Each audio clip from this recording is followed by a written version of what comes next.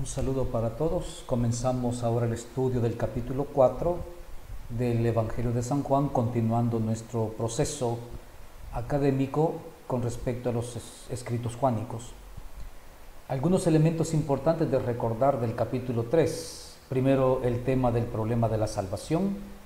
Segundo, el nacer del agua y del espíritu.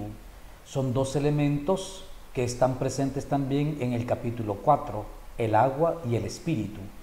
Así como Nicodemo es invitado a nacer de lo alto, nacer del agua y del espíritu, el encuentro de Jesús con la samaritana está saturado de estos dos elementos.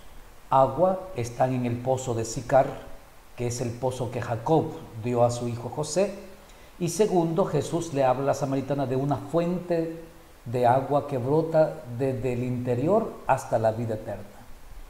Entonces es prácticamente una promesa del Espíritu.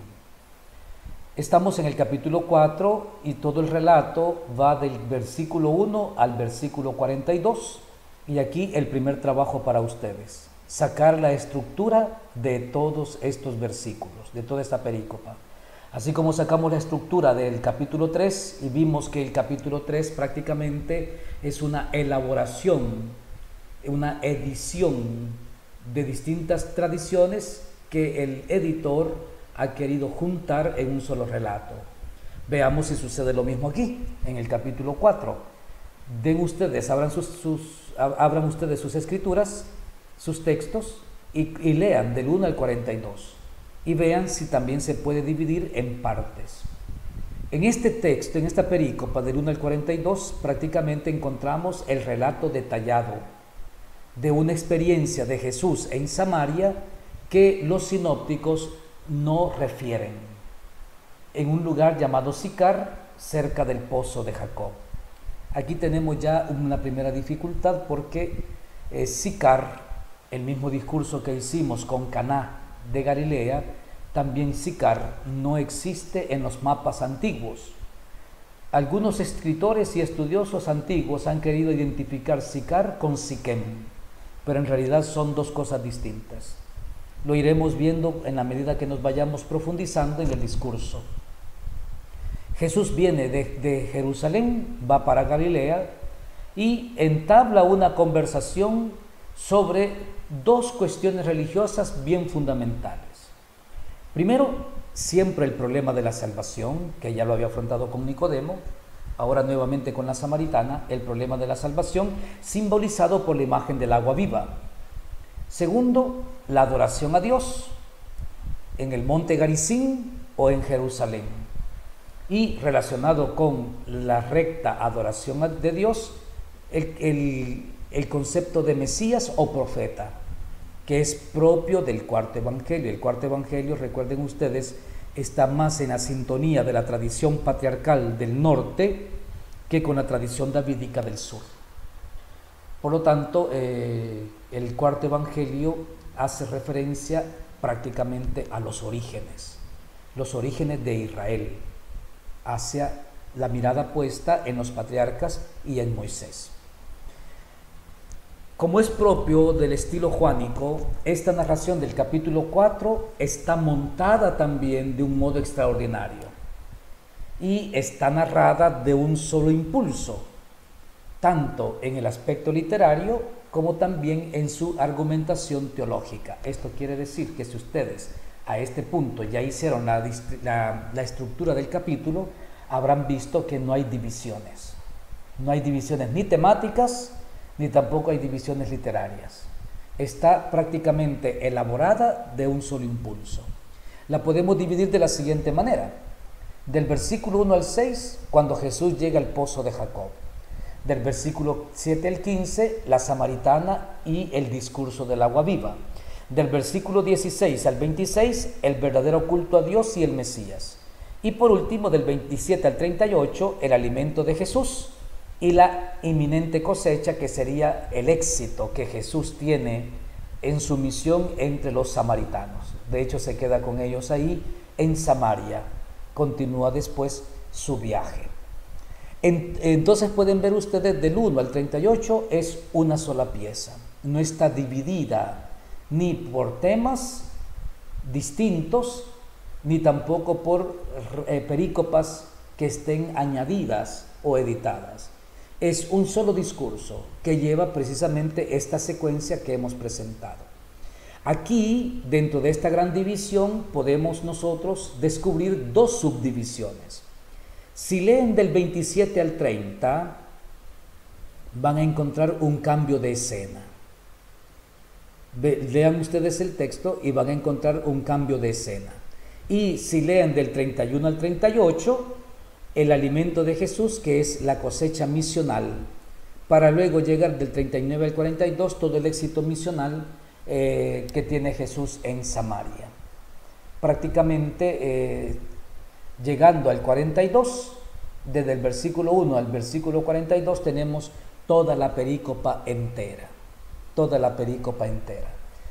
Por eso podemos decir nosotros que el capítulo 4, el encuentro de Jesús con la samaritana en el pozo de Sicar, es una preciosa pieza literaria, de una sola pieza. La narración trabaja con una serie de datos geográficos, históricos religiosos, que pueden ser puestos en duda, porque, como ya lo vimos en el caso de Nicodemo y en el caso de las bodas de Caná, el autor o los autores del cuarto evangelio manejan los datos más que de un punto de vista histórico, lo maneja desde un punto de vista simbólico. Recuerden la teología narrativa. Muy bien, demos un paso más. Samaria, nosotros conocemos Samaria. Samaria prácticamente se convirtió en el reino del norte después de la división del reino en el 930, cuando muere el rey Salomón.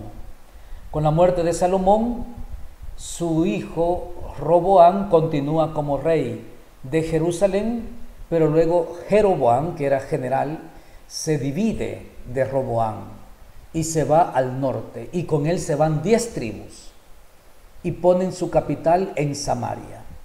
Samaria, que prácticamente designa aquí la región samaritana, que en buena parte se identifica con el núcleo del antiguo reino septentrional de Israel, que duró del 930 a.C. al 721, que fue el año en que los asirios asediaron Samaria, la destruyeron y deportaron a la mayor parte de la población. En tiempos de Jesús se caracterizaba por su posición intermedia con Judea del sur y Galilea del norte. Originariamente Samaria, en hebreo Shomron, fue la capital israelita del reino del norte.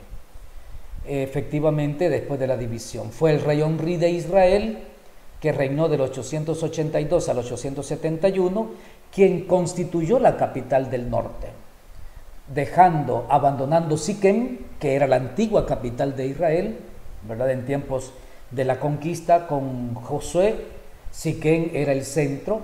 Luego, en tiempos de los jueces, Siquem era el centro. En tiempos de Samuel, Siquem era el centro.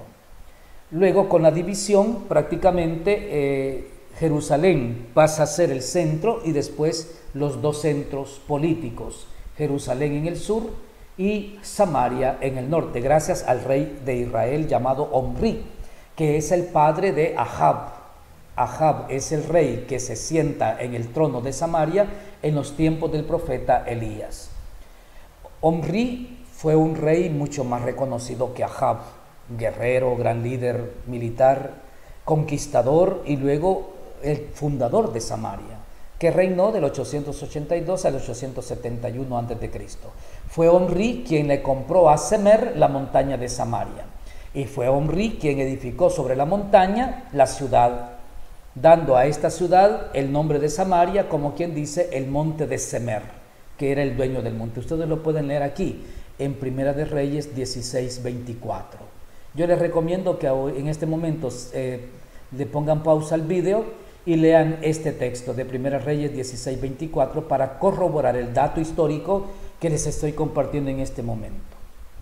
Efectivamente, como dice aquí al final de la lámina, la fundación de Samaria como capital de Israel, del reino del norte, significa el final de Siquem como capital del reino del norte. Estuvo bajo dominio asirio, Samaria, 721, después estuvo bajo dominio persa, Samaria, y después estuvo bajo dominio helenístico cuando la conquistó Alejandro Magno implementó en Israel y en Samaria la cultura helénica. Aquí los habitantes de Samaria, para evitar el derramamiento de sangre, se sometieron al dominio helénico. Se sometieron tanto desde el punto de vista económico, desde el punto de vista político y también desde el punto de vista cultural y religioso. Entonces los samaritanos fácilmente abandonaron la fe en Yahvé, la práctica de la religión judía, por asumir la práctica de la religión griega. Adoraron a Zeus y a todo el panteón griego, ¿verdad? Pero lo interesante es que todos estos dominios, el dominio asirio, el dominio persa, el dominio helenístico, nunca sobrepasaron la región de Megiddo, es decir, no llegaron a los límites con Jerusalén, sino que exactamente en el centro fue el dominio, en el centro del territorio de Palestina o Filistea o también Canaán, como lo querramos llamar. Luego, en el año 107 a.C., Samaria cae en manos de Juan Hircano, que reinó del 134 al 104 a.C., aquí ya estamos en dominio romano. Los asmoneos que estaban al servicio de Juan Hircano, o mejor dicho, Juan Hircano pertenecía a esta clase de los asmoneos, trataron de judaizar buena parte de Samaria, pero por la fuerza. Y ustedes saben que a la fuerza no funciona nada, entonces prácticamente los resultados no fueron duraderos. La ciudad de Sicar, para la mayoría de los estudiosos, porque hay algunos que sí lo hacen, pero para la mayoría de los estudiosos, la ciudad de Sicar no se puede identificar en modo alguno con la antigua ciudad de Siquem. Siquem fue destruida definitivamente por Juan Hircano el año 128 a.C. Y el emperador romano Vespasiano, donde estuvo la ciudad de Siquem, que fue la primera capital de Israel, hizo edificar la ciudad que él llamó Flavia Neápolis. Actualmente se llama Nablus, allá por el año 72 después de Cristo, el emperador Vespasiano. Por lo tanto, Siquem desaparece del mapa y ahora ahí está Nablus. Ustedes van a Israel y pueden visitar la ciudad de Nablus, y esa es la antigua Siquem, la primera capital de Israel, desde los tiempos de Josué, que comenzó la conquista, los jueces y Samuel. Incluso el rey Saúl, la capital era Siquem, y los inicios del reinado de David, aunque David reinó en Hebrón 7 años, y después lo restante lo reinó en Jerusalén, porque fue David quien conquistó la montaña de Sión a los jebuseos, que tenían construida allí la ciudad de Salem, y David la llamó Jerusalén y la convirtió en la capital de todo el imperio de Israel, capital política y capital cultural, capital económica, capital religiosa. Ahora, ¿por qué existen los samaritanos en tiempos de Jesús? Si los samaritanos fueron destruidos en el 721 y luego ha sufrido toda esta serie de invasiones y dominaciones que hemos dicho anteriormente, asirio, persa y helenístico. Fíjense bien, cuando Sargón II, rey de Asiria, conquista la pequeña ciudad de Samaria, prácticamente sitió Samaria, la atacó, mató mucha gente, el ejército de Asiria, destruyeron la ciudad y capturaron como esclavos a la mayoría de los habitantes. Oigan bien, a la mayoría, pero no a todos. Algunos de los habitantes de Samaria huyeron al mar, al Mediterráneo. Otros habitantes de Samaria huyeron a las montañas y otros habitantes de Samaria huyeron al desierto. Entonces, cuando el ejército asirio abandona el territorio de Samaria y se llevan deportados a los ciudadanos, a los habitantes de Samaria, aquellos que huyeron quedan en la región. Y el rey Sargón II, lo vamos a ver más adelante, envía pobladores, es decir, colonos de distintos pueblos de Asiria para que vengan a repoblar Samaria. Entonces vienen estos paganos de Asiria, de distintos pueblos, y toman posesión de Samaria. Y aquellos que huyeron a las montañas, que huyeron al desierto, que huyeron al mar, fueron regresando poco a poco y se fueron mezclando con estas razas, con estos pueblos que fueron enviados por el rey de Asiria para repoblar Samaria. Es ahí donde se da prácticamente la contaminación de la raza pura israelita de los samaritanos. Por eso se le considera una raza mezclada, ya no pura. Se le considera una raza adúltera a los samaritanos. A los samaritanos antiguamente se les llamaba siquemitas. Habían tenido un desarrollo autónomo después de la destrucción del reino septentrional, ya les dije, allá por el año 930, cuando muere el rey Salomón, hasta que llegan los asirios y lo destruyen en el 721. Y la deportación de buena parte de las tribus del norte hacia Asiria.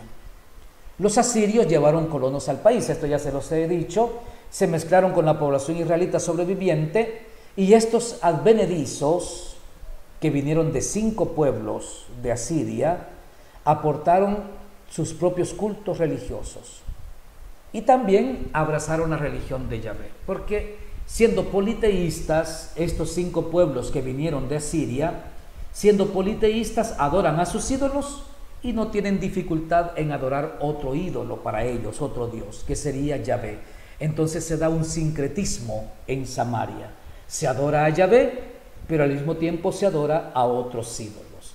El sincretismo religioso, efectivamente, fue uno de los motivos principales de la enemistad, del choque, del conflicto entre los habitantes de Jerusalén y los habitantes de Samaria. Imagínense, los detestan tanto porque los consideran una raza impura, una raza mezclada. Los detestan tanto que cuando los israelitas del sur, los de Jerusalén, regresaron allá por el año 515, regresaron de la deportación en Babilonia y comenzaron a reconstruir el templo, los samaritanos les ofrecieron ayuda para reconstruir el templo y los judíos la rechazaron. Lo pueden encontrar ustedes esto en Esdras 4:1-5. Rechazaron la ayuda de los samaritanos. Ellos les ofrecieron ayuda y los judíos la rechazaron. Y así se llegó poco a poco a una evolución política y religiosa enfrentada, hasta llegar a la separación de samaritanos y judíos de manera radical. Y esto se alcanzó su división definitiva cuando a finales del siglo IV a.C. se reconstruyó la antigua ciudad de Siquén. Sobre el monte Garizim se instituyó un culto propio, ¿verdad? Se instituyó un culto propio, y cuando en el año 332 Alejandro Magno penetró en Palestina, se construyó un templo sobre Garizim en honor a Zeus. Entonces vean ustedes, los pobres samaritanos fueron atacados por distintas religiones. Primero, el culto de los 5 dioses que trajeron aquellos pobladores colonos de Asiria, y luego la imposición del culto helenístico por parte de Alejandro Magno, que en el mismo monte Garizim construyó un templo para Zeus. Entonces vean ustedes, hay unas grandes diferencias religiosas entre samaritanos y judíos, y estas fueron muy diversas las causas y motivos que contribuyeron a su desarrollo. En esa situación parece haber tenido cierto papel una interrupción en la sucesión del sumo sacerdote. Y este es otro problema que se da cuando se dio la separación de Samaria con Jerusalén. Cuando el rey Jeroboam, el primer rey de Samaria, divide las 10 tribus del norte de las 2 tribus del sur, para evitar que los del norte vayan a Jerusalén, lo que hace es construir santuarios en el monte Garizim y ordena a todos los habitantes del reino del norte, de las 10 tribus, que no vayan a Jerusalén, que si quieren dar culto a Yahvé, que lo hagan en el monte Garizim. Y por eso el monte Garizim se convierte en el monte sagrado de los samaritanos, Fíjense que la tradición no anda tan perdida realmente, porque la región de Siquén, el monte Garizim, el monte Ebal, que está ahí también frente al Garizim, constituyen el ambiente geográfico de la historia de los patriarcas. Entonces, ¿qué podemos decir? Podemos decir que la tradición samaritana se está aferrando a la tradición más antigua del pueblo de Israel, que es la tradición de los patriarcas. Ahí en Siquén, cerca de Garizim, cerca de Ebal, fue donde Abraham compró el terreno de Macpela y donde quedó enterrada Sara y donde quedó enterrado Abraham. También Isaac estuvo ahí, Jacob estuvo ahí en Siquén. Entonces los samaritanos se aferran a la tradición más antigua, los patriarcas Abraham, Isaac y Jacob y luego Moisés. Mientras que el reino del sur, con la tradición de Jerusalén, se aferra a David, a la figura davídica y a la visión mesiánica davídica. Esto significa que para los de Jerusalén, el Mesías será un rey descendiente de David, y para los samaritanos, el Mesías será un profeta al estilo de Moisés. ¿Cuál de los dos tiene la visión más antigua? Los del norte, los samaritanos, más antigua que la tradición de Jerusalén, del monte Sión y de la dinastía davídica. Por este motivo, fíjense, los samaritanos consideran como escrituras sagradas solamente el Pentateuco. Rechazan los profetas y todo el resto del Antiguo Testamento. Para ellos no existen libros proféticos, para ellos no existen libros sapienciales, para ellos no existen libros poéticos, ni los históricos, solamente el Pentateuco. ¿Por qué? Porque en el Pentateuco gira en torno a la figura de los patriarcas y en torno a la figura de Moisés. Para ellos es el centro. Por este motivo a ellos se debe la gran veneración de Moisés entre los samaritanos. Y aquí, en el diálogo con la samaritana, vamos a escuchar de labios de la samaritana, obviamente es la reflexión teológica de los autores o del autor del cuarto evangelio, pero vamos a escuchar de labios de la samaritana que habla del Mesías que vendrá como un profeta, que prácticamente iniciará una nueva legislación al estilo de Moisés. El sincretismo y la relativa apertura de los samaritanos frente al helenismo indujo a los judíos ortodoxos a una clara postura negativa. Y ahora vean ustedes por qué los samaritanos no aceptan los libros sapienciales. Eclesiástico 50:25, libro sapiencial, que no es considerado sagrado por los samaritanos. Pero ¿cómo lo van a considerar sagrado? Oigan lo que dice: 2 naciones aborrece mi alma, y la tercera no es nación, los que habitan en la montaña de Samaria y los filisteos, y el pueblo insensato que mora en Siquem. Está insultando a Samaria, poniéndolo al mismo nivel de los filisteos. Está insultando a la ciudad de Siquem. Lo llama insensato, el pueblo insensato que mora en Siquem. ¿Creen que no es una gran expresión de racismo en contra de los samaritanos? Esta es la visión judía, y los rabinos transmitían a los alumnos, a los estudiantes, especialmente en las sinagogas, esta enseñanza, que ha quedado plasmada también en los escritos del Antiguo Testamento. En cambio, en el Nuevo Testamento, nosotros encontramos testimonios del encuentro de Jesús con los samaritanos. Y en el Nuevo Testamento no se puede trazar una línea única con respecto a la visión que Jesús tiene sobre los samaritanos. En los sinópticos, por ejemplo, si nosotros leemos San Mateo capítulo 10, versículo 5 en adelante, vamos a encontrar que Jesús envía a sus discípulos, pero les da esta orden: no vayan a tierra de gentiles, ni entren en ciudad de samaritanos, vayan más bien a las ovejas perdidas de la casa de Israel. Esta expresión, no entren en la ciudad de samaritanos, concuerda con aquella afirmación que Jesús le hará a la samaritana en el capítulo 4, donde le dice: la salvación viene de los judíos. La salvación viene de los judíos. Ustedes adoran a alguien que no conocen, en cambio nosotros adoramos a alguien que sí conocemos. De acuerdo con este texto de Mateo 10:5, la predicación del mensaje de salvación quedaba delimitada solamente a los judíos. Ahora, antes de la Pascua, la predicación de Jesús estuvo prácticamente limitada solamente a los judíos. Será solamente el Cristo resucitado que dé el mandato de misionar entre los gentiles y que vayan, comenzando por Jerusalén, vayan a Samaria y hasta los últimos confines de la tierra. El Jesús resucitado. Pero antes de la Pascua, el Jesús histórico no envía a sus discípulos a Samaria. La visión de Lucas es interesante, es menos marginadora que la visión de Mateo, porque según Lucas, Jesús toma el camino de Galilea a Jerusalén y cada vez que toma ese camino tiene que pasar por Samaria. Es Lucas precisamente el que menciona a los samaritanos con un tono elogioso en capítulo 10, versículo del 29 al 37, con aquella famosa parábola del buen samaritano, que deja en entredicho a un sacerdote judío y deja en entredicho a un levita judío, dos figuras religiosas que están relacionadas con la tradición del templo y la tradición del culto, y pone de relieve en Lucas 10 la figura de este personaje samaritano que no es religioso, no está relacionado ni con la tradición del templo ni con la tradición del culto, y por lo tanto no le interesan las leyes de pureza.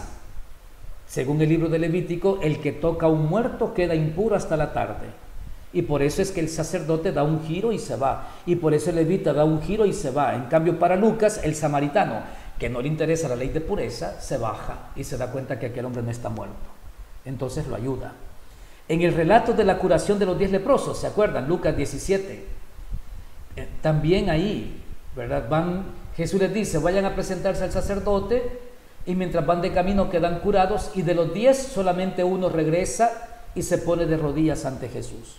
Y el evangelista San Lucas subraya que este hombre era un samaritano.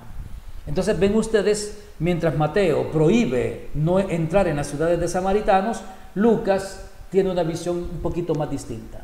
Y Jesús está también a favor del pueblo samaritano.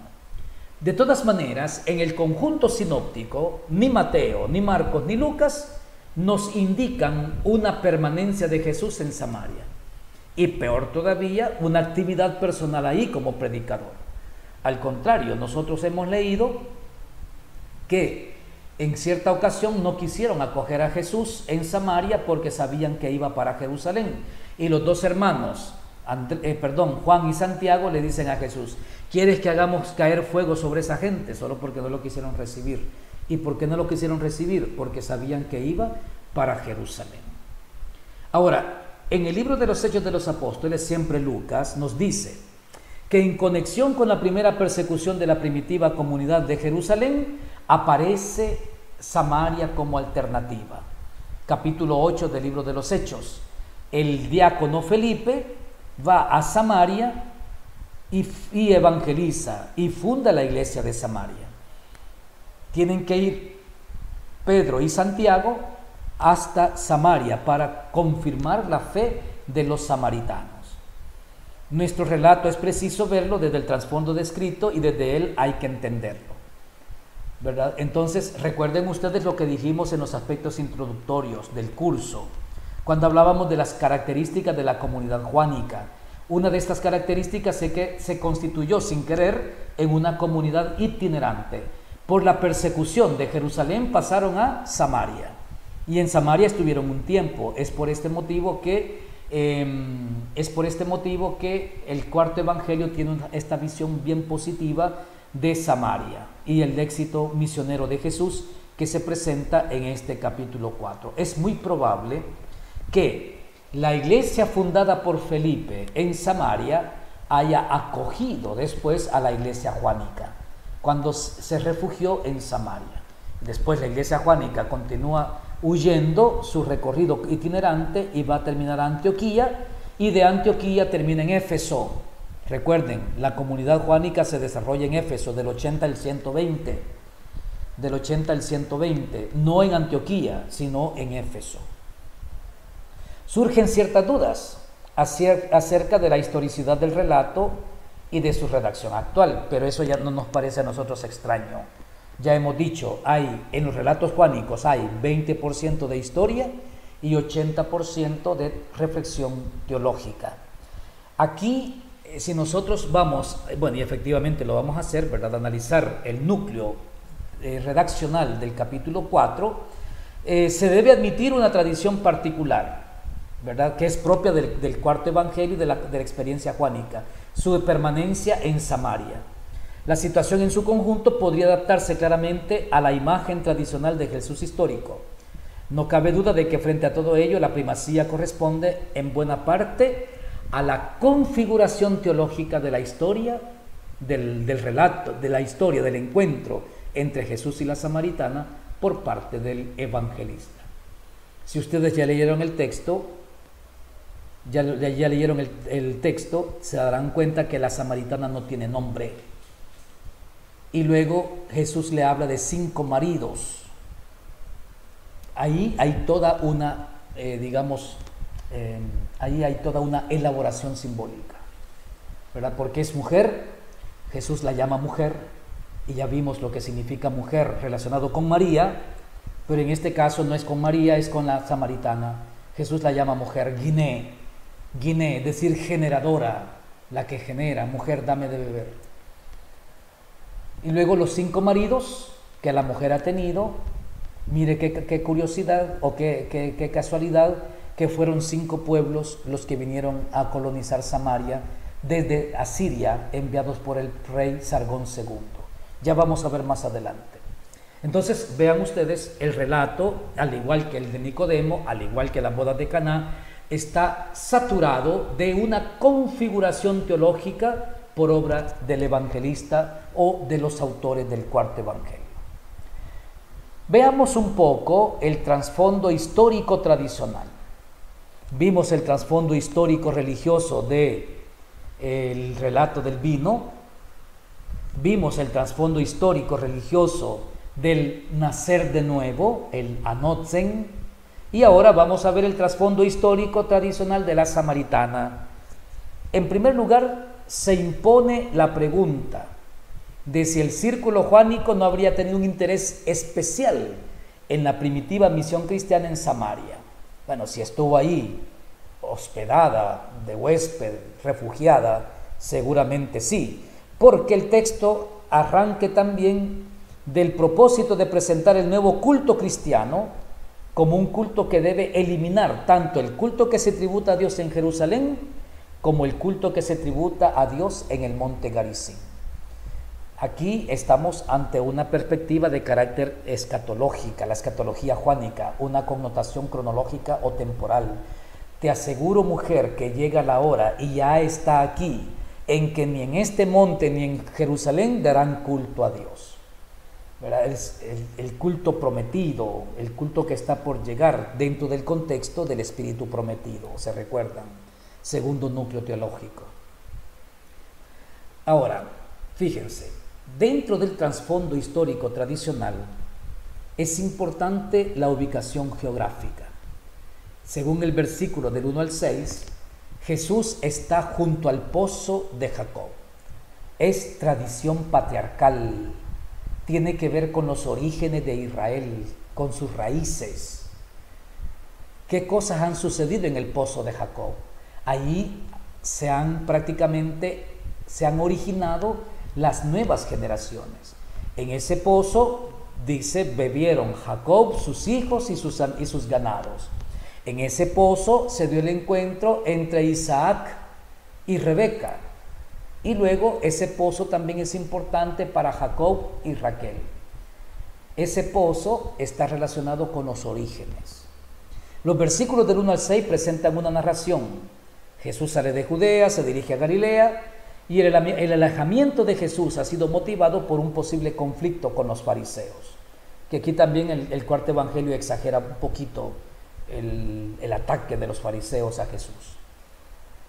También aquí conviene recordar que en el evangelio, según Juan, aparecen los fariseos como los verdaderos adversarios de Jesús. Esto para muchos estudiosos en realidad no tuvo que haber sido así, porque Jesús, si lo queremos nosotros ubicar en la línea de los líderes socioreligiosos, es solamente uno más. Aparecían muchos líderes religiosos que aglomeraban cantidades de gente, que reunían y prometían y predicaban y luego desaparecían. Por lo tanto, que los fariseos hayan estado así pendientes de Jesús, solamente de él, Para algunos se trata de una remodelación de la realidad histórica, ¿verdad? Este hecho de que los fariseos son radicalmente los adversarios de Jesús. Para muchos autores lo ven como una remodelación de la realidad histórica que tiene una finalidad, claramente, desde el principio, ir poniendo la pauta para llegar al momento de la muerte, que es el momento de la glorificación. En el versículo 1, según el testimonio de los mejores manuscritos, se designa a Jesús como Kyrios. Si ustedes ven sus textos, es posible que no aparezca el concepto Señor, o en algunas traducciones sí aparecerá Señor, y en otras traducciones no aparecerá Señor. Vean sus textos en el versículo 1, se aparece Señor. Los manuscritos más antiguos, los mejores manuscritos, designan ahí a Jesús como Señor. Se trata del título honorífico, corriente también en el cuarto evangelio. A Jesús siempre se le llama Kyrios. Con tal tratamiento se dirige también la samaritana repetidas veces a Jesús, aunque no le da un énfasis especial. Junto con el versículo 1, donde sí tiene un énfasis divino, pueden ver el versículo 11, pueden ver el versículo 15 y pueden ver el versículo 19, y se darán cuenta que por 3 veces la samaritana lo llama Señor, a Jesús. Por 3 veces la samaritana lo llama Señor.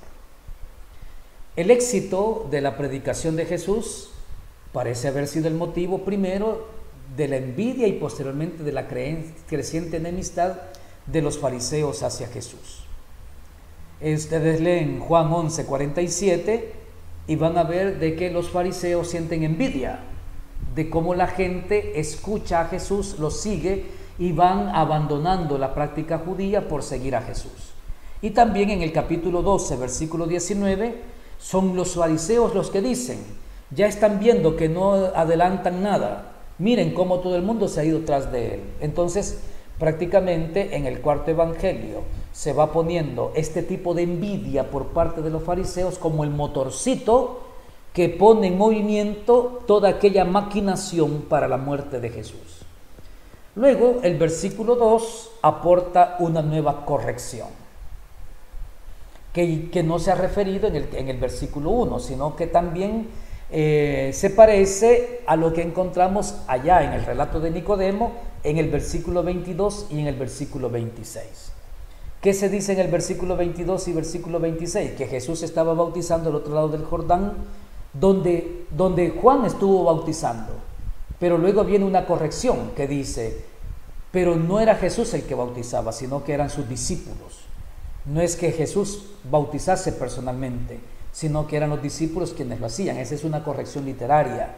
Se ve claramente que es una explicación que el autor en su momento vio importante. No para nosotros pasa desapercibido ahora, pero posiblemente en aquel momento era importante esa aclaración. Y es posible que se haya hecho posteriormente, cuando el texto ya estaba elaborado, se haya agregado esa corrección. Lo mismo encontramos aquí. En el versículo 2 encontramos una corrección. Tiene tanta mayor importancia porque muestra cómo en el círculo juánico tampoco se sabía nada acerca de una actividad bautista de Jesús. Ahora, geográficamente, para ir de Jerusalén a Galilea, el camino era más corto y también más cómodo pasando por Samaria. Habían otras alternativas. Por ejemplo, el camino que pasaba por toda la depresión del Jordán. Pero ahí no había sombra y el calor es pésimo. Recuerden ustedes que la depresión del Jordán es la zona más baja de la tierra, que termina en el Mar Muerto a 370 metros por debajo del nivel del mar. Entonces el calor es terrible. Jesús ese largo camino no lo iba a hacer por la depresión del Jordán, y la otra alternativa era a la orilla del Mediterráneo, seguir la costa, pero este territorio era pantanoso, por lo tanto incómodo para caminar. Entonces, ¿qué le queda a Jesús? Para ir de Jerusalén hasta Galilea, pasar por Samaria. El camino elegido conduce todavía hoy a Siquén, la actual Nablus, y Sicar, que son lugares que se encuentran en la hondonada del valle que forman los montes Ebal y Garizim. Ven aquí este mapa, voy a indicarles. Esta es la depresión, ven ustedes el cursor, aquí tenemos el Mar Muerto, la zona más baja de la tierra, 370 metros por debajo del nivel del mar. El nivel de la tierra originalmente era este que ustedes ven acá. A esta altura, estos acantilados tienen aproximadamente 600 metros de altura y era la altura con que llegaba la tierra hasta el mar. La hipótesis, porque no existen evidencias históricas, pero la hipótesis de que haya hecho erupción un volcán subterráneo, del cual el Mar Muerto sería el cráter, y que esta erupción hizo que se diera toda esta falla, esta franja, ¿verdad? Y por eso quedara como la parte más baja, y que las colinas del valle de Judea, todas estas colinas, estas montañas, fueran prácticamente residuos de la altura original que tenía la tierra antes de que se diera la erupción volcánica aquí, donde ahora es el Mar Muerto. De todas maneras, lo que estoy explicando es, para ir de Jerusalén, aquí está Jerusalén, hasta Galilea, existían tres posibilidades. Una, venirse por la depresión del Valle del Jordán, zona baja y caliente, árida y sin sombras. Venirse por la llanura marítima. La segunda, zona pantanosa, de difícil acceso, difícil caminar. O venirse por toda esta cordillera, la cordillera central, donde estaban distintas montañas. Aquí tenemos Betel, vean, aquí está Belén, Jerusalén, aquí está Betel, aquí está Siquén y Samaria. Este es el monte Garizim y aquí tenemos el monte Ebal. En esta explanada prácticamente es donde nosotros supuestamente ubicamos la ciudad de Sicar. Siquén está aquí, Samaria, el monte Garizim, que es el monte sagrado de los samaritanos. Si continuamos, aquí está Megiddo, que es el límite. Luego está el valle de Yisrael, monte Tabor, y aquí llegamos ya a Galilea, el mar de Galilea y las ciudades que están en torno a Galilea, Betsaida, Cafarnaúm, Caná, que está de este lado, Caná, y las otras ciudades que están en torno al lago de Galilea. Aquí tenemos las aguas de Merón, el río Jordán que nace en el monte Hermón, nace en el monte Hermón, el río Jordán. Muy bien, entonces aquí este mapa nos ayuda mucho a ubicarnos. Estamos prácticamente aquí, en el territorio de los patriarcas. En cambio, la tradición davídica es aquí, en Jerusalén. Ahora, con respecto a la situación geográfica y el lugar donde se da este encuentro, encontramos dos indicaciones que nos ayudan a delimitar aún más la localización de los sucesos.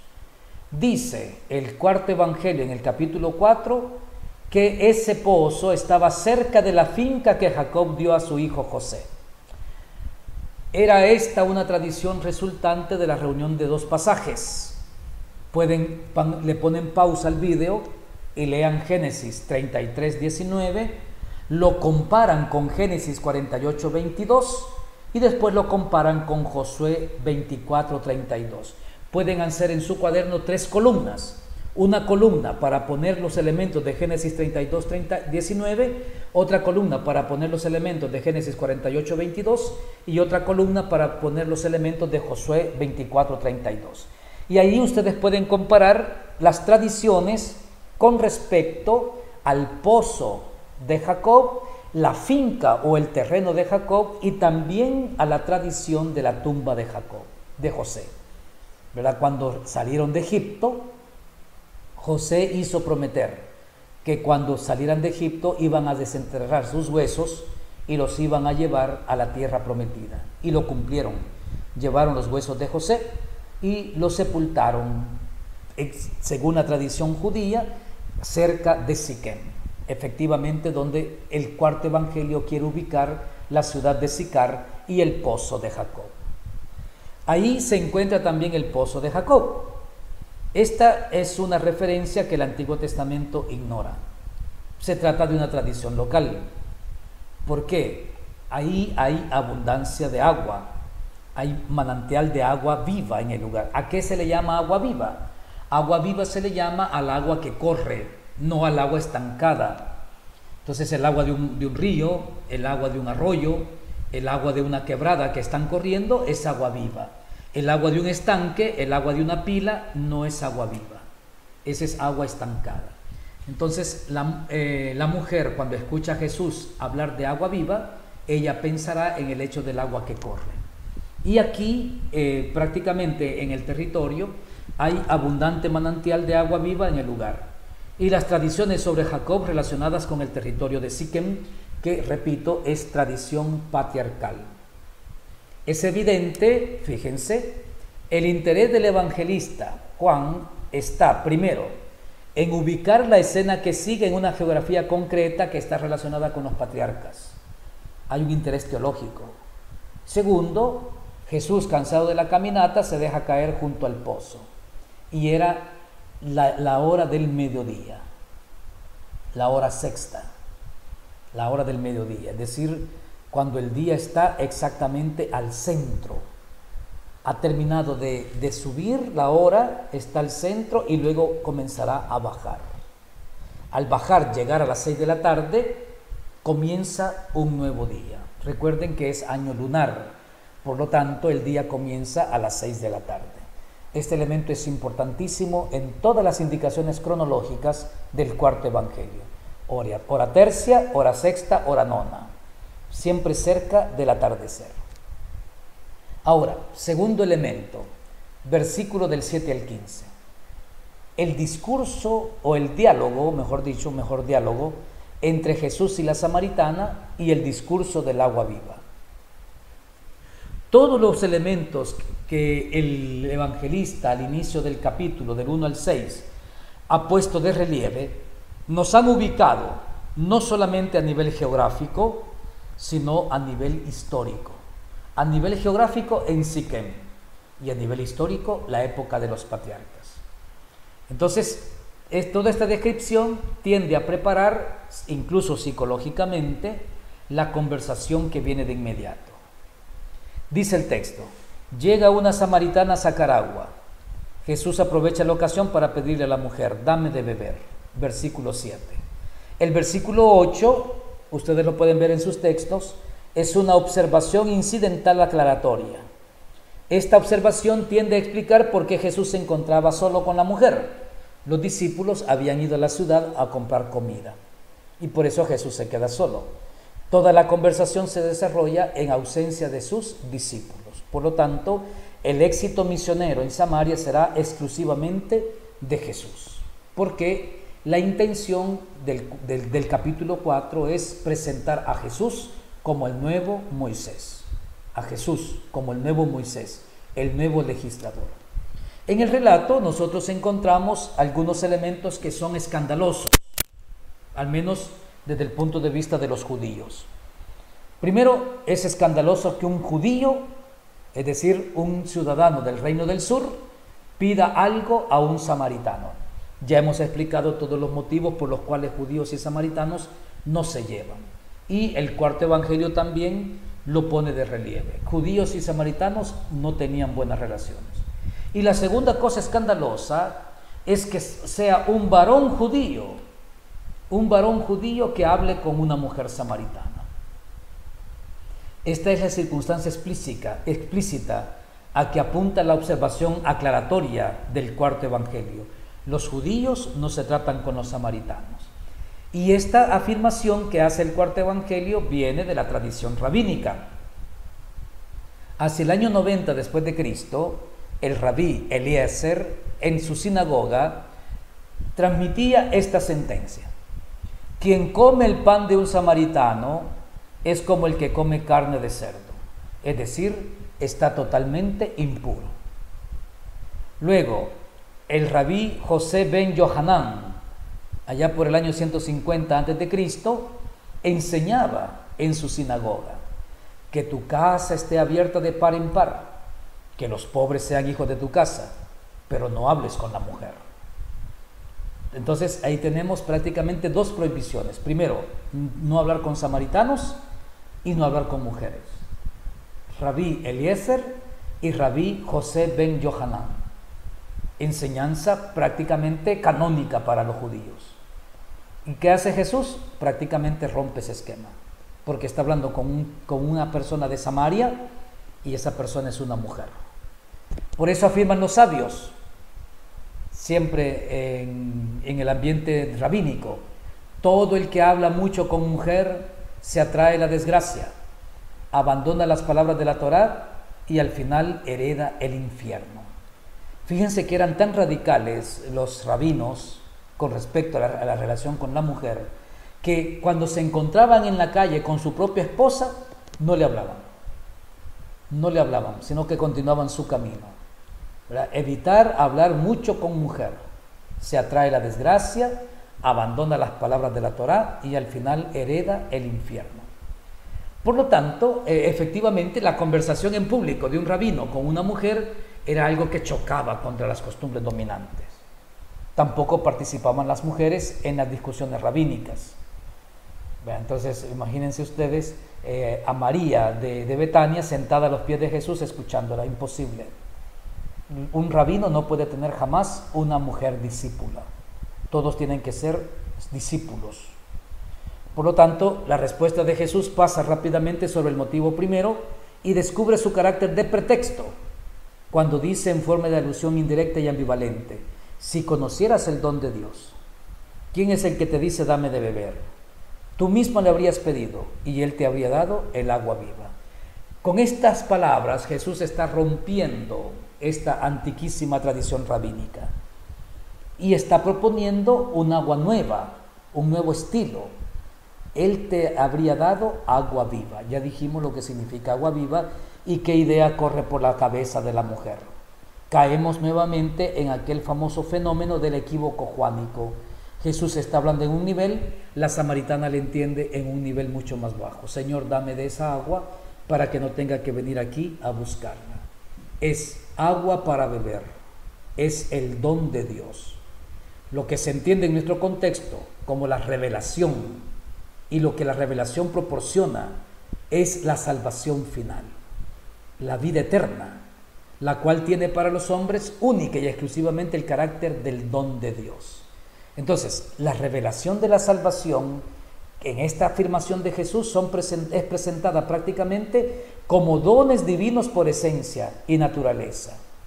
La revelación y la salvación, los dos dones, revelación y salvación, son presentados como dones divinos por esencia y naturaleza. Frente a Dios el hombre no puede ser más que receptor en el sentido más radical.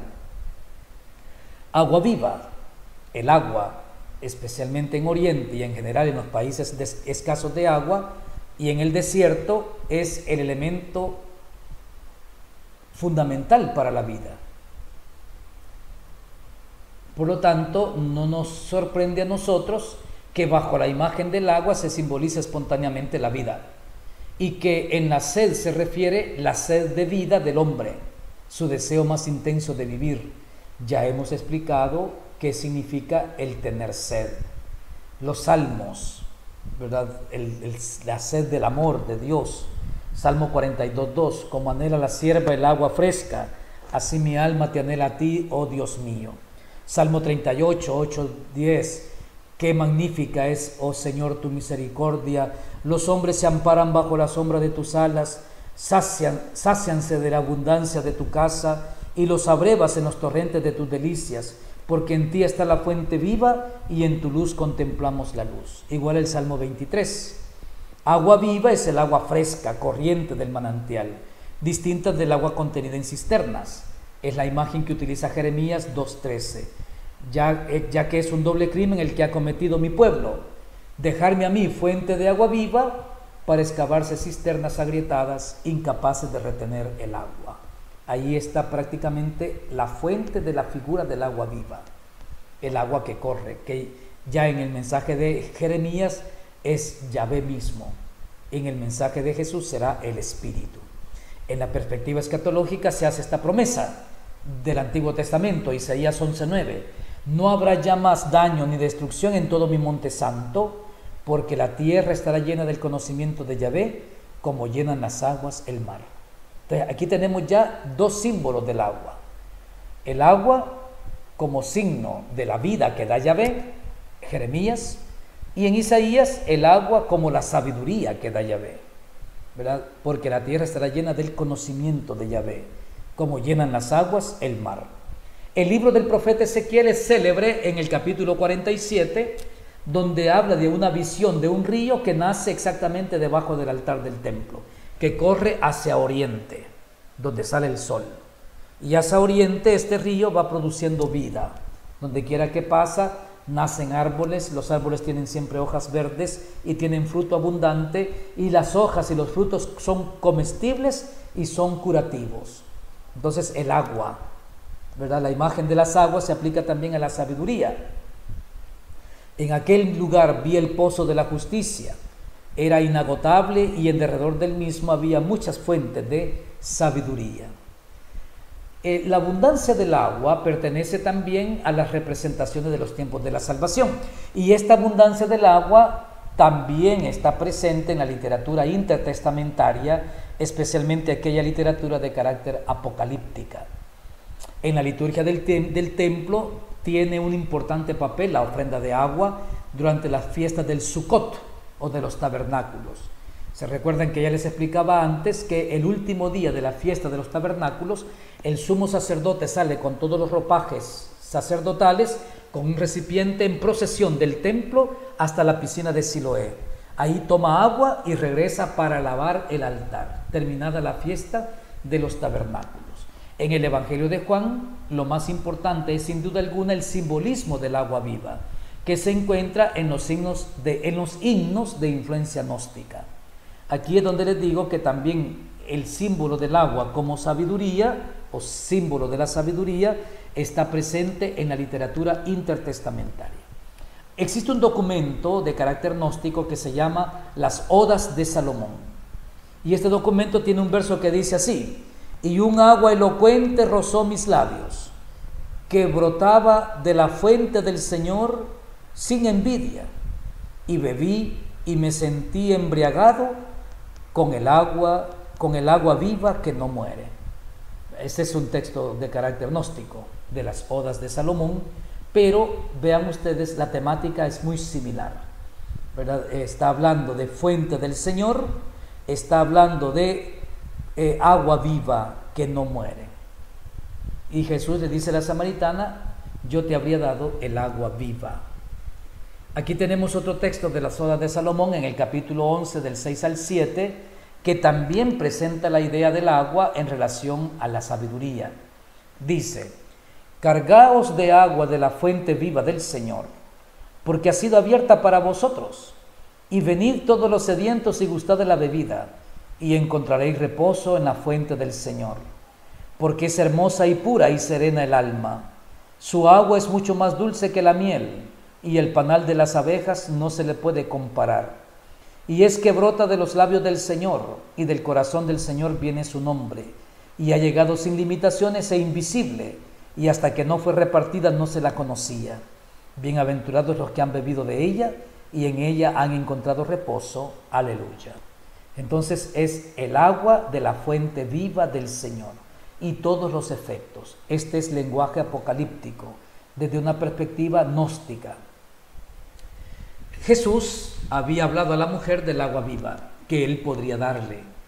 La mujer no ha entendido claramente lo que Jesús le está diciendo. Lo que la mujer no ha entendido es el sentido simbólico. Aquí vuelve a aparecer, como ya dije antes, el famoso equívoco juánico. La mujer, entre escéptica y curiosa, formula una pregunta, con la que en el fondo, aunque sin ella saberlo, llega al hecho de la verdad. Este es parte del género literario que está utilizando el autor.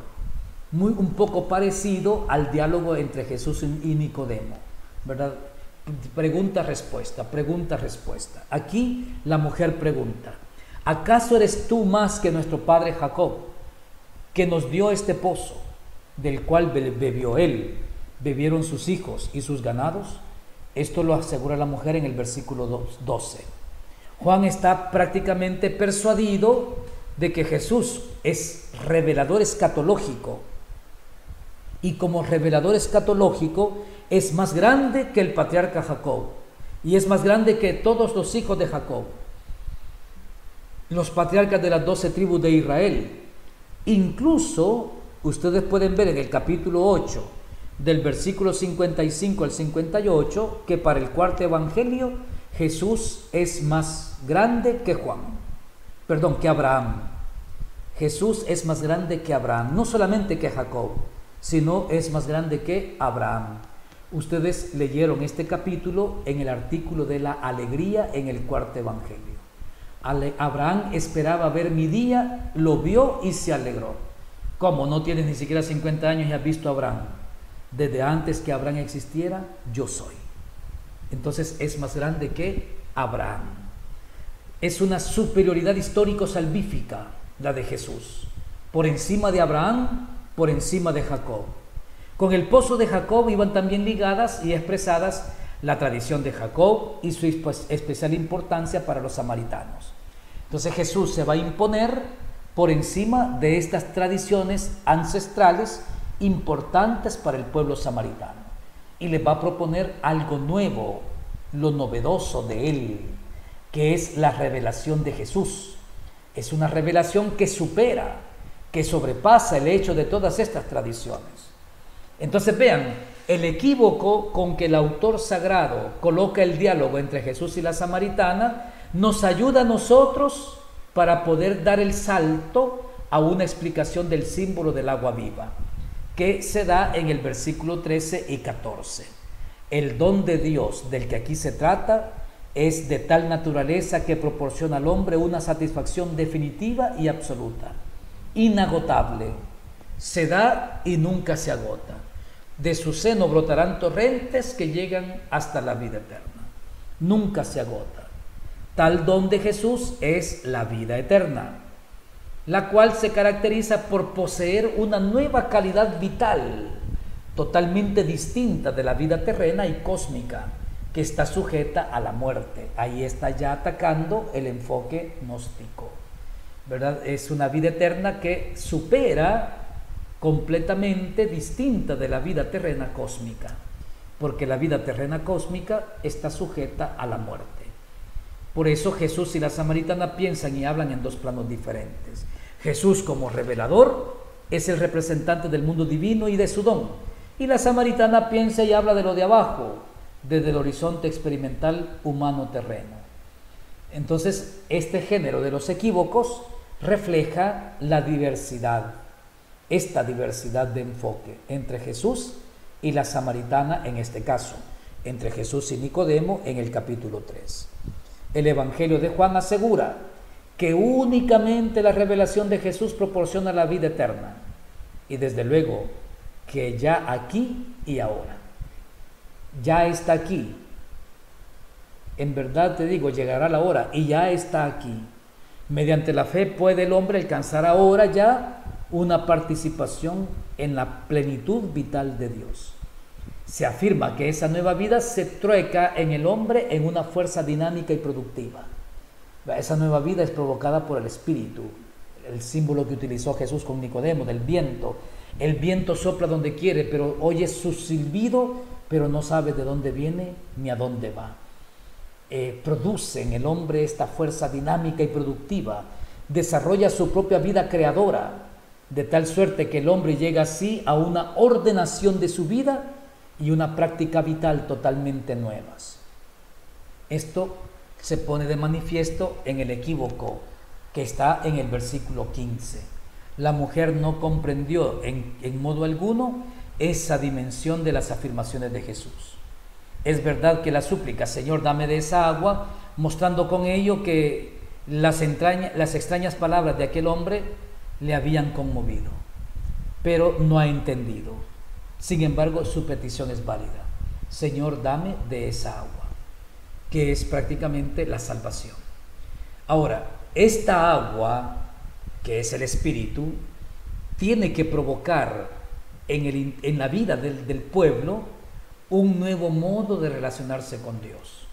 Y por eso en el discurso con la samaritana se pasa al tema del culto a Dios, el verdadero culto a Dios y el Mesías. Y allí estamos del versículo 16 al 26. Jesús y la mujer habían terminado de llegar a un equívoco. El discurso sobre el agua viva que calma la sed para siempre y proporciona vida eterna, la mujer lo ha entendido en el sentido ilusionado o ilusorio como el final de los trabajos que comporta el mantenimiento de la vida humana, ir todos los días al pozo a sacar agua. La mujer se siente atraída por el hecho de que ella no tiene que vivir este trabajoso, esta fatiga, esta necesidad de ir al pozo. Dame de esa agua para que no tenga que venir aquí a buscarla. Y efectivamente esa perspectiva que la mujer refleja en su afirmación solamente tiene como finalidad marcar en el hombre la necesidad de la nueva existencia escatológica. Dame de esa agua. Entonces quiero eso nuevo, nueva existencia escatológica. La calidad de vida radicalmente nueva y distinta por completo de todo lo terreno, que se funda en las nuevas relaciones con Dios. Y esas nuevas relaciones con Dios son abiertas por Jesús. Por lo tanto, cuando de su seno broten torrentes de agua que llegan hasta la vida eterna, prácticamente se refiere a una nueva forma de adoración divina. Y Jesús dirá, en espíritu y en verdad. En espíritu y en verdad. Será la nueva forma de adoración divina. Ahora, eso también habrá que entenderlo, porque no se refiere a una actitud intimista de la persona. En espíritu, ay, en mi alma, en mi espíritu, qué lindo. No. No se trata de una visión intimista subjetiva. Hay que entender quién es el espíritu, y ustedes ya lo entendieron en el tercer núcleo teológico, y hay que entender qué es verdad. Y todo va relacionado a Jesús. Jesús no se entretiene en explicar de algún modo el equívoco, que luego se resolverá por sí mismo. Dando un giro, y aquí viene el cambio de tema, en apariencia sin motivo, lo que hace ahora es dirigirse de nuevo a la mujer para ordenarle que vaya en búsqueda de su marido, en el versículo 16. Aquí es importante que nosotros identifiquemos el verdadero significado de los versículos 16 al 18. Pongan pausa al video y léanlos. Versículos del 16 al 18. Aquí, en estos versículos, habla Jesús de la problemática de la vida privada de la mujer, que aparecería así como una mujer con un pasado bastante moralmente malo, o los versículos tienen más bien un sentido simbólico y tipológico. Una lectura superficial te hace pensar que es una mujer adúltera, ¿no? Que ha tenido 5 maridos, pero no es esa la finalidad del autor. Ya explicamos, bueno, no le hemos explicado bien todavía, pero al menos ya dijimos que cuando el rey Sargón II de Asiria conquistó Samaria, envió colonos de 5 pueblos distintos para que repoblaran Samaria, y cada pueblo trajo su dios. Por lo tanto, si la mujer ha tenido 5 maridos, ¿qué representan? Los 5 ídolos. Entonces, hablar de 5 maridos, ¿a qué se refiere? ¿A la vida moral de la mujer? ¿O más bien tiene un sentido simbólico o tipológico? ¿Ustedes qué piensan? Espero que hayan dicho que es simbólico y tipológico. Veamos cómo lo enfocan nuestros amigos teólogos, biblistas, que afrontan el discurso. Nuestro amigo Rudolf Bultmann, el alemán, el promotor, propulsor de la teoría de la desmitologización de los evangelios. Para Bultmann se trataría de la revelación como descubrimiento del ser humano. En cambio, para Starkman, otro biblista, piensa que la mujer no es en modo alguno un personaje de carne y sangre. Starkman sostiene que es un tipo, pero no de una mujer lastimosamente depravada, que vive en el máximo desorden matrimonial. Para Starkman, la mujer samaritana, que no tiene nombre, es un símbolo del samaritanismo, es una personificación de la comunidad samaritana, que es idólatra, adora 5 dioses y a Yahvé. Por eso has tenido 5 maridos y el que tienes ahora no es tu marido. Ha tenido 5 ídolos, están intentando adorar a Dios, a Yahvé, pero todavía no lo conocen. Por eso no es tu marido. Los 5 maridos no son los hombres con los que la mujer ha cohabitado. Y tampoco el 6º varón es un personaje real. Se trata más bien de una alusión transparente y simbólica del pasado, al pasado y al presente de la comunidad religiosa samaritana. Aquí de nuevo le ponen pausa al video y van a buscar en sus textos el 2.º libro de los Reyes, capítulo 17. Y van a leer del versículo 21 en adelante. Y de ahí van a sacar el nombre, porque esto se lo voy a preguntar en el examen, van a sacar el nombre de los 5 pueblos que fueron enviados por Sargón II y cómo se llama el ídolo de cada uno de los pueblos, que serían los 5 maridos. Entonces el rey asirio Sargón, tras la conquista de Samaria en el 721, se llevó a los habitantes de Samaria, asentando en su lugar aparte de 5 pueblos diferentes de la parte oriental de su imperio, los cuales siguieron adorando en su nuevo hogar a sus 5 dioses antiguos. Entonces has tenido 5 maridos y el que tienes ahora no es tu marido. El 6º hombre sería, según ello, la acogida suplementaria del culto de Yahvé, que como tal no era un culto debido, no era un culto legítimo y por tanto era un culto ilegítimo. Más bien se hablaría de la situación religiosa de los samaritanos bajo la imagen del matrimonio, que ya fue presentada por Oseas, que se casó con una prostituta. Entonces, la mujer con sus relaciones matrimoniales no es pues más que una figura simbólica a la cual el evangelista a puras penas le ha conferido la vida de un personaje concreto, simplemente mujer samaritana. ¿Cómo se llama? No lo sabemos. ¿Qué edad tenía? No lo sabemos. Sicar no existe. E incluso el pozo de Jacob se pone en entredicho. Por lo tanto, no es una figura histórica, sino más bien una figura teológica, relacionada con el pasado de Israel, relacionada con la etapa de los patriarcas, con el origen, con la raíz de la fe israelita, la fe yavista. Y luego toda esa experiencia de sincretismo, primero con estos 5 ídolos que llevó el rey Sargón, y luego con el culto a Zeus que implementó Alejandro Magno cuando conquistó Palestina, construyendo un templo, un santuario en el monte Garizim. ¿Por qué no puede ser histórica esta figura? Las características que presenta, fíjense. Según la concepción judía, una mujer solo podía casarse 2 veces, al máximo 3. ¿Por qué? Porque el divorcio no lo puede otorgar la mujer, el divorcio lo otorga el varón. Por lo tanto, de acuerdo con la mentalidad judía, una mujer no se puede casar 5 veces. Es difícil que 5 hombres le den el divorcio. Se puede casar al máximo 3 veces, máximo. El divorcio solo podía otorgarlo el varón. Por lo tanto, si queremos ver a esta mujer desde un punto de vista histórico, podemos decir que se trata de un personaje altamente problemático.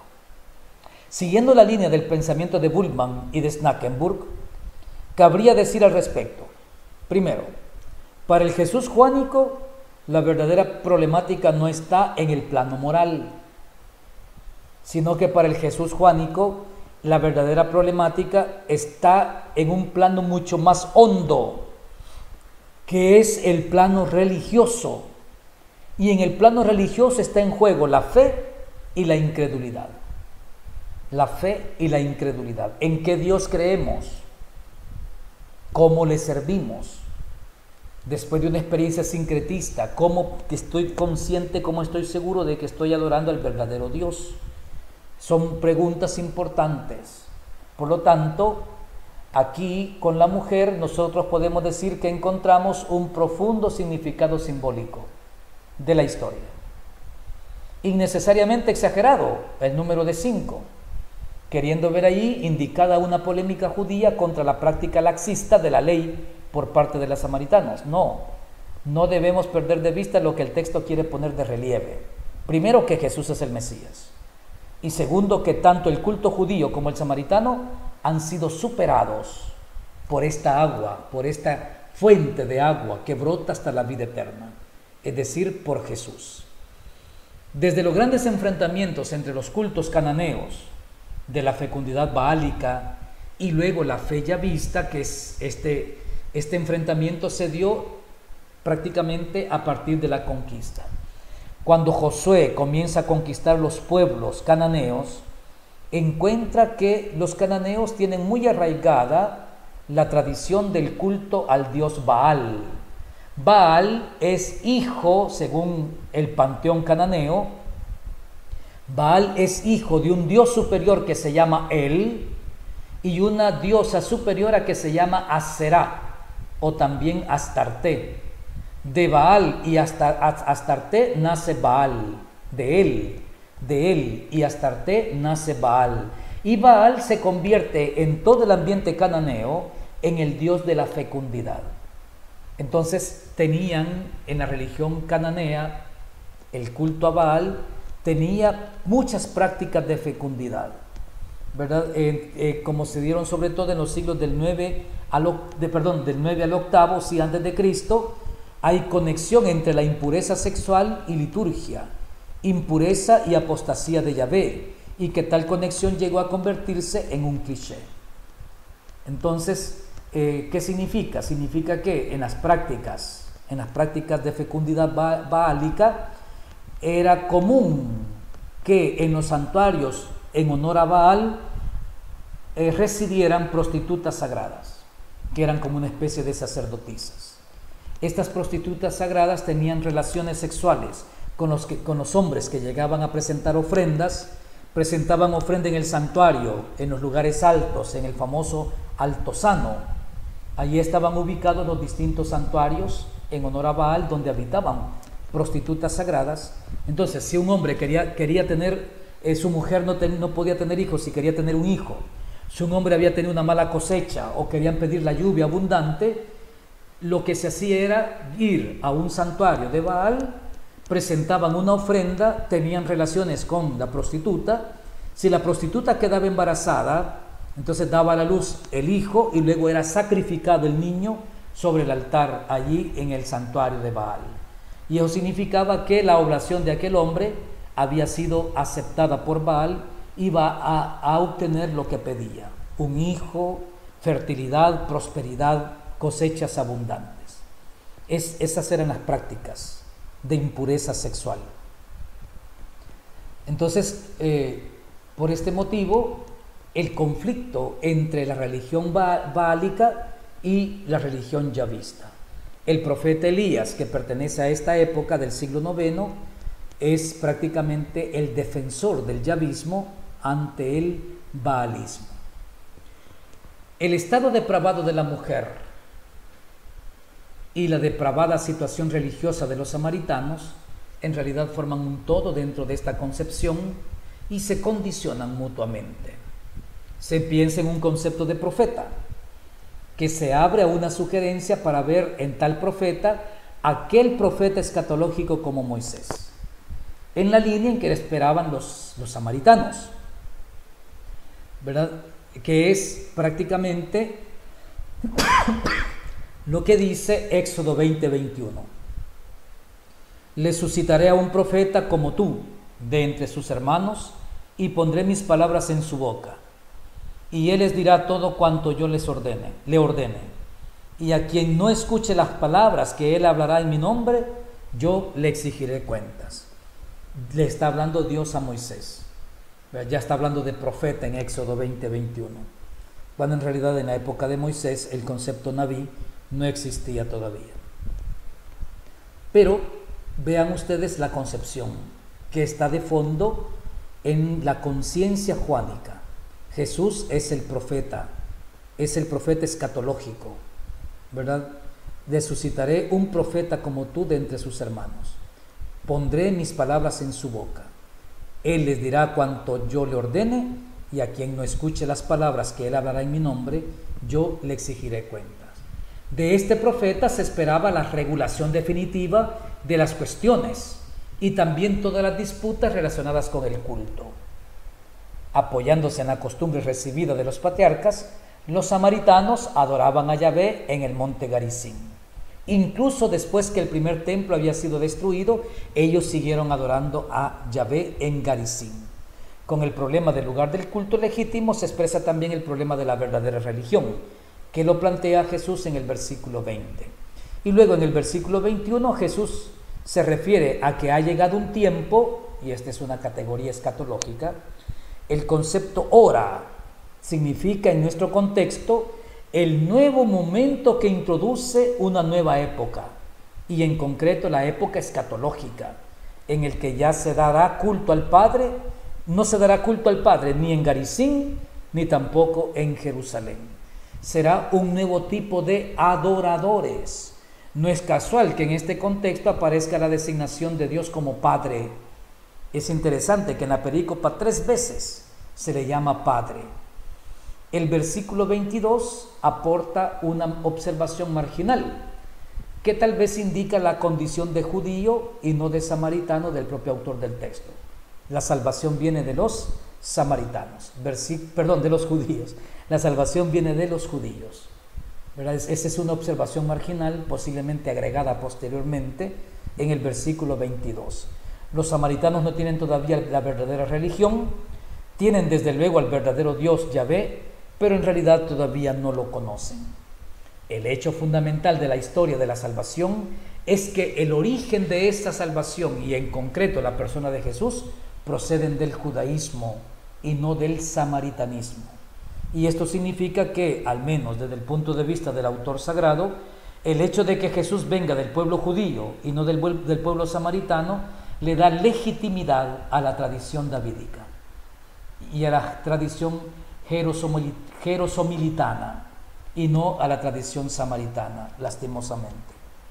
El versículo 23 recoge la aseveración de que en el tiempo escatológico desaparecerá todo culto litúrgico ligado a un lugar.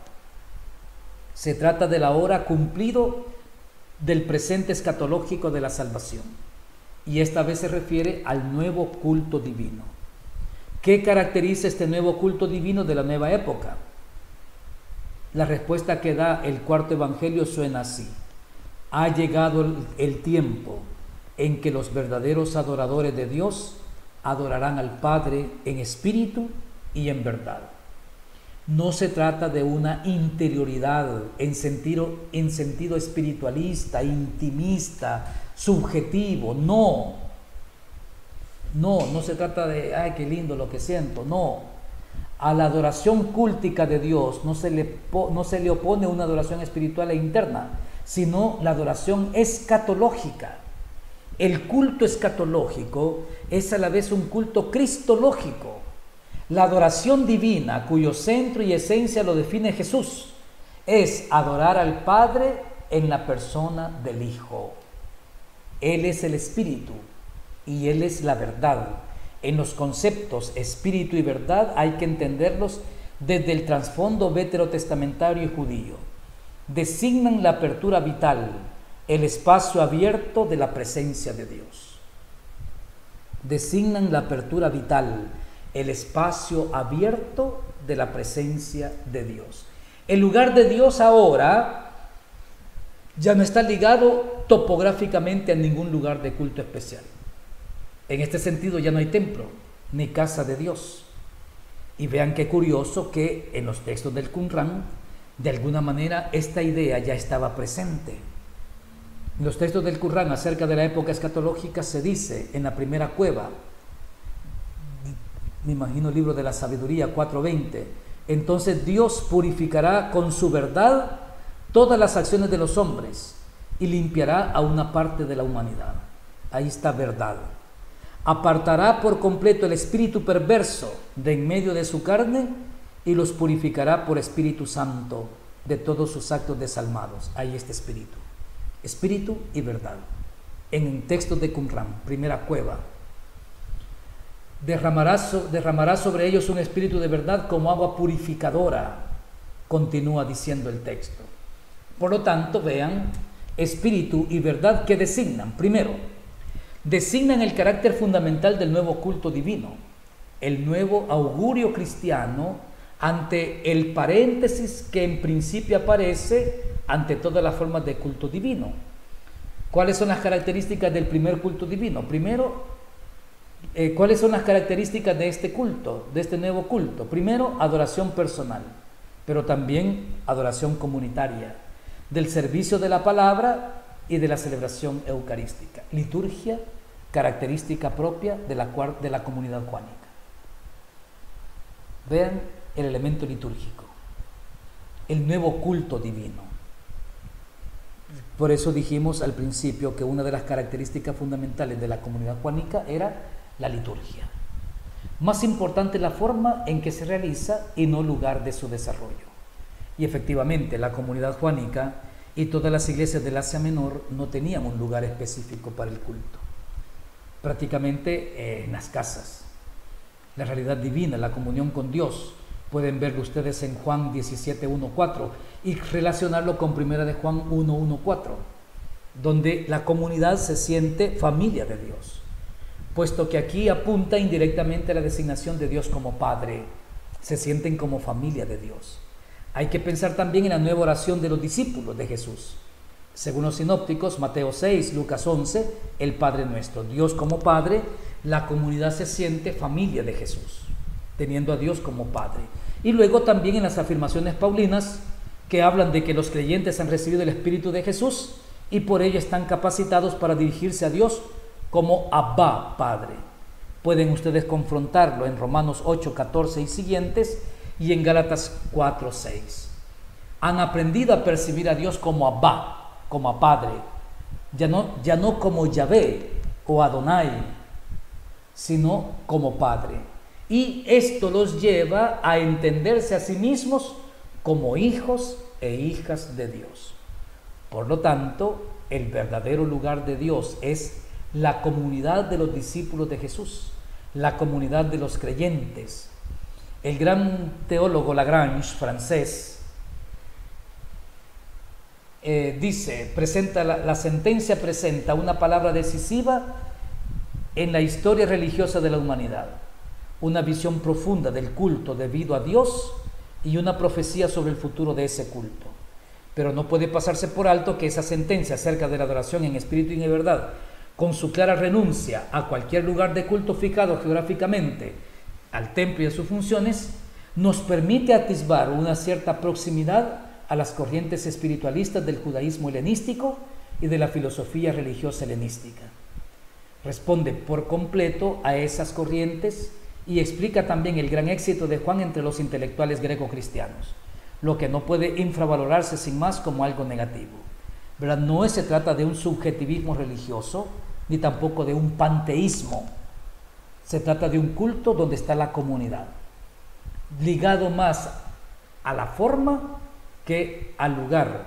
Como se dice en el versículo 24, es el único culto que responde a la verdadera naturaleza divina. Se trata de una afirmación esencial sobre Dios, solo que el concepto espíritu hay que entenderlo en el sentido bíblico. Conviene recordar aquí la sentencia del capítulo 3, versículo 8, el viento sopla donde quiere. No se trata, por tanto, de la substancia divina, sino de la libertad, la independencia, la vitalidad de Dios, de la índole de su actuación reveladora frente al mundo. Todo eso es la fuente que brota hasta la vida eterna, el espíritu de la profecía, como le hemos llamado nosotros en el tercer núcleo teológico. Entonces la mujer, que en nuestro texto llega siempre un poco tarde con su inteligencia, en el versículo 25 le dice: yo sé que el Mesías está por venir y cuando Él llegue nos lo anunciará todo. Eso significa que con estas palabras pone de relieve la expectación mesiánica que también está presente entre los samaritanos. Como se ha observado repetidas veces, esta expectación mesiánica se fundaba en el profeta como Moisés, que fue prometido en Deuteronomio 18, 15 y 18, que tienen que leerlo, Deuteronomio 18, 15 y 18, y relacionarlo con el texto de Éxodo que leímos anteriormente. Aquí terminamos prácticamente este capítulo 4, el estudio del diálogo de Jesús con la samaritana en el pozo de Sicar. Hemos puesto de relieve el aspecto geográfico, la importancia de la tradición patriarcal, de la tradición patriarcal, el culto, el verdadero culto a Dios, que ya no será ni en Jerusalén porque no habrá templo, ¿verdad? Recuerden el final del capítulo 2, destruyan este templo, en 3 días lo reconstruiré. Por eso el final del capítulo 2 es programático, está hablando de la muerte de Jesús. Destruir el templo, en 3 días lo reconstruiré. 3 días es el tiempo de Dios. 3 días después hubo una boda en Caná de Galilea, comienza el capítulo 2. Por eso es programática, y así tendrían que haber contestado en el parcial anterior. Pero de todas maneras, vean ustedes todos los elementos, qué interesante, y también curioso el hecho de que en el pensamiento escatológico intertestamentario ya está presente la idea de espíritu y de verdad, y de este culto a Dios con la fuente viva. Quedamos ahora entonces con este material ya para el último parcial, este material de la samaritana, luego vendrá el material sobre el ciego de nacimiento, y así vamos nosotros profundizando y avanzando en nuestro estudio de los escritos juánicos. Hasta la próxima, y primero Dios, continuaremos dentro de poco con el siguiente capítulo.